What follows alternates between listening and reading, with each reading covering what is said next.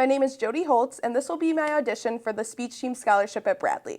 I will be performing my prose piece and also 2 slam poems that I have written. Both of these pieces have been performed at multiple tournaments.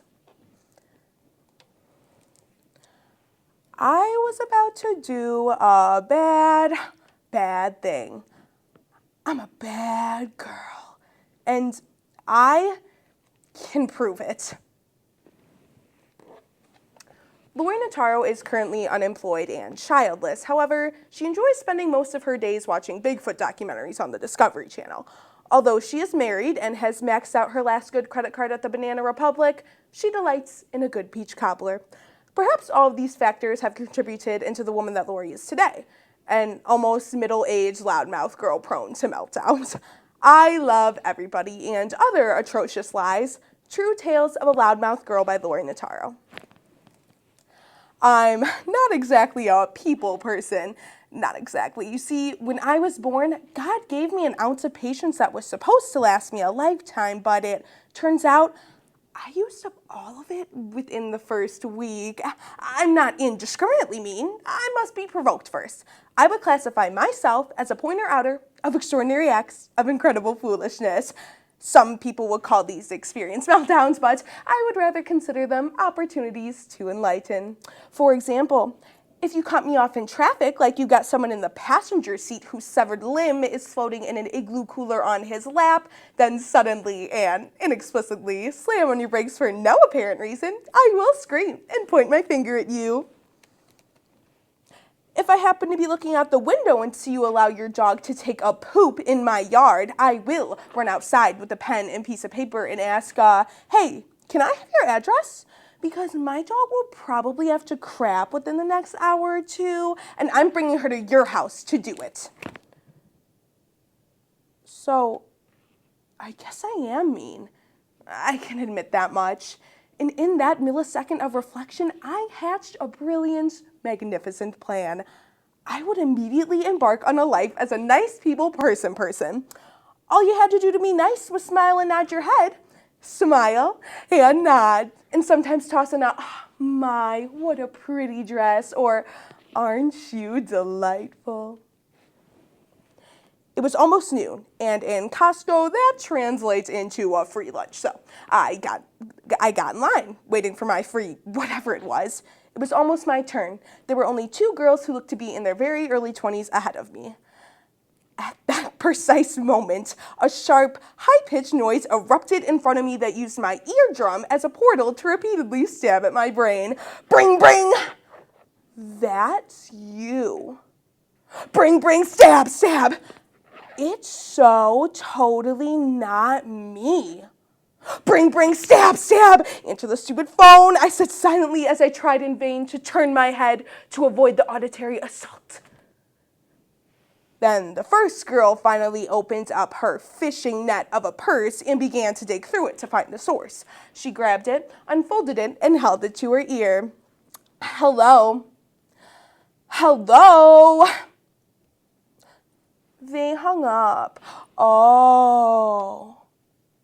Maybe they'll call back. Cherry, raspberry, peach, or blueberry. I don't know. What are you going to get? I don't know. What are you going to get? The blueberry is the best. Just get that, please, you too. Very delightful girls in pretty dresses, I said, as I felt the uncontrollable desire to cover my head and rock back and forth. I love everybody, but some people are simply undeserving of love. I needed to hurry. I got to the bakery counter, and as the baker was in the process of getting my cake, another customer, a lady with big hair frosted in chunks, wearing a sleeveless Oxford shirt with tanned arms like tree trunks and far too much perfume, came to the counter and yelled, waving her diamond-encrusted hand at the bakery lady. Ma'am, I only have a question. This will only take a second. I'll be right with you. I'm sure this girl can wait. This is important and it'll only take a second. That carrot cake you have over there, do you have any without walnuts? I can't eat walnuts. I'm peanut sensitive. I took a deep breath. Those aren't our cakes. I don't know what they have in them. They come from other vendors. Yeah, but my tongue gets very big, very swollen. I have a reaction because of an allergy, and it could almost kill me. Maybe you should try a chocolate cake then. No, I can't. I'm on a diet. The big-armed peanut hater turned her cart and rolled away before I could walk over and punch her. Now, finally, with cake in hand, I sped towards the exit. I was making really good time. I was almost through the freezer section when my speedy progress came to a complete halt due to the lady in front of me pushing her cart at snail's pace, her arms crossed over the cart as she leaned on it, like the very lazy person she apparently was. I tried to get around her several times, but oncoming traffic in the freezer section was at a bottleneck, and she was making no effort whatsoever to pick up the pace, and I was stuck. I tightly clutched the handle of my own cart, chanting with a clenched jaw over and over again like a mantra. I love everybody, I love everybody, I love everybody, I love everybody, until I saw a break in car traffic ahead and geared myself, getting ready to make a break for it. I jerked forward, clipping the slow, lazy lady's heel in the process. My bounty paper towel of patience could sop up no more, and I let it out loud and clear so the slow walker would absolutely hear. Here's an idea. Why don't you just drop to all fours and crawl through the store? That just might be slower.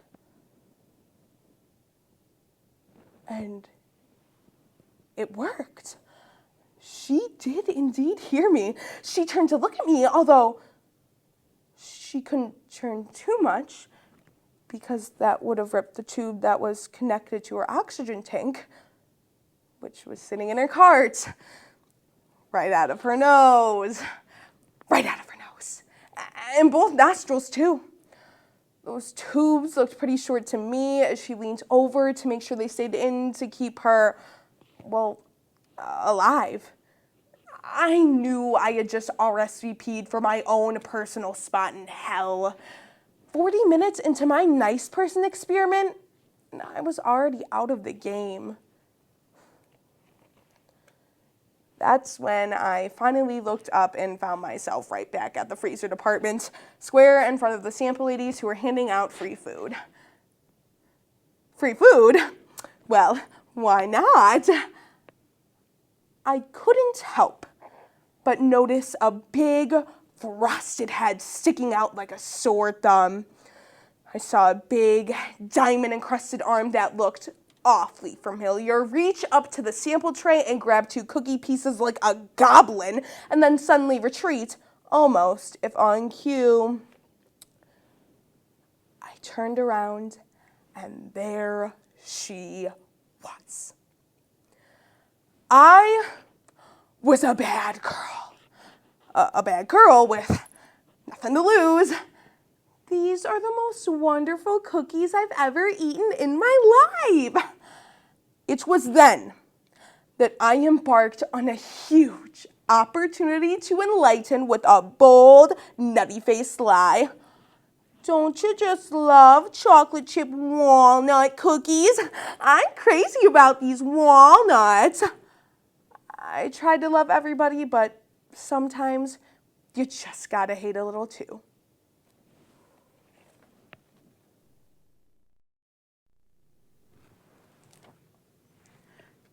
Destiny. Noun. The events that will necessarily happen to a particular person or thing in the future. Or the hidden power believed to control what will happen in the future. Fate. Or the word people use as an explanation for the events that were always meant to happen. D-E-S-T-I-N-Y, destiny. Most people I know will spend most of their days on Earth trying to deconstruct their own destiny, ripping it apart aspiration by aspiration, moment by moment, in a desperate attempt to understand how their own puzzle pieces of events blended together like the days flashing by, could ever resemble something that looks like how their own life is supposed to be. This is followed by foolishly trying to piece it back together, shoving the pieces into spaces that they don't fit in, trying to disguise the obvious misfits with words. New relationships, second chances, desolate promises, and forgiveness that has never been earned. Construct their puzzle into something that will explain events that are better left alone, better left untouched by corrupt hands, better left unseen. But the notion that your destiny has always had to be some grand endeavor is one that has stifled my thoughts, left me empty and wondering about who I'm going to be in a world that doesn't accept anything less than great, angered by the idea that destiny is not an acceptable reason for why you are tired and alone and sad on a Saturday night. How it cannot explain why last Wednesday your beautiful best friend was cheated on for the second time. Why doesn't destiny have an answer for how mental illness has run through my family for decades, forcing us into a tranquility that we never wanted to take part in, helplessly trying to grab our own puzzle back from our demons that cannot be seen with the naked eye? Why does destiny's throat close up, leaving us in deafening silence the moment something goes wrong? Maybe it doesn't. Because maybe your destiny isn't to fall in love at 23, get married by 26, have 3 kids, 2 dogs, and 1 cat, living in a white picket fence house while driving a Range Rover by 29.